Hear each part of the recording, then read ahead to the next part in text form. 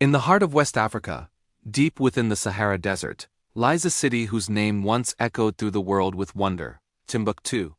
To many today, it sounds like a mythical place, a faraway dot on the map. But centuries ago, Timbuktu was one of the greatest centers of learning, trade, and scholarship on earth. This is the forgotten story of Africa's golden age. The rise of Timbuktu began around the 12th century, when it became a key stop along the trans-Saharan trade routes. Caravans of camels carried salt from the north, gold from the south, and books, yes books, from across the Islamic world. The desert was harsh, but Timbuktu thrived because it sat perfectly at the crossroads of cultures, ideas, and wealth.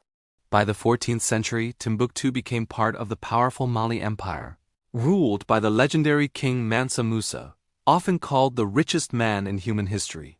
On his famous pilgrimage to Mecca in 1324, he spent so much gold in Cairo that he caused inflation for a decade.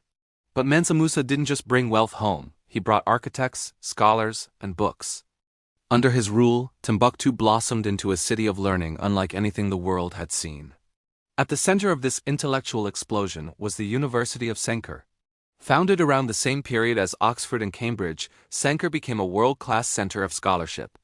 Its libraries held hundreds of thousands of manuscripts, covering astronomy, mathematics, medicine, law, poetry, geography, and philosophy.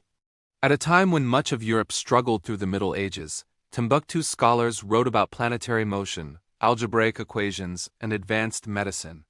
Students came from across Africa and the Middle East.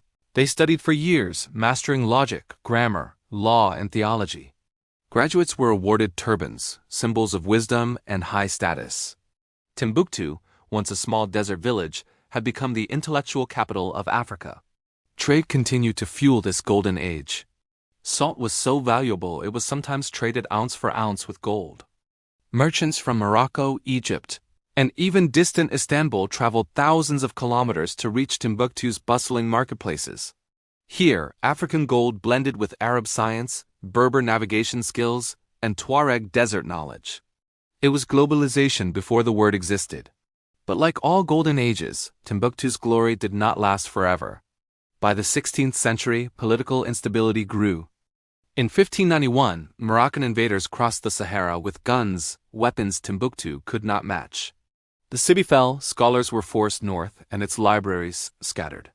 Over the next centuries, shifting trade routes and colonial rule pushed the city into isolation. The once legendary center of knowledge faded from global memory. Yet Timbuktu's legacy did not disappear. In recent years, over 700,000 ancient manuscripts have been rediscovered, preserved by local families for generations, hidden in wooden chests and desert homes. These manuscripts prove what the world forgot, that Africa had sophisticated universities, world-class scholars, and libraries that rivaled Alexandria and Baghdad.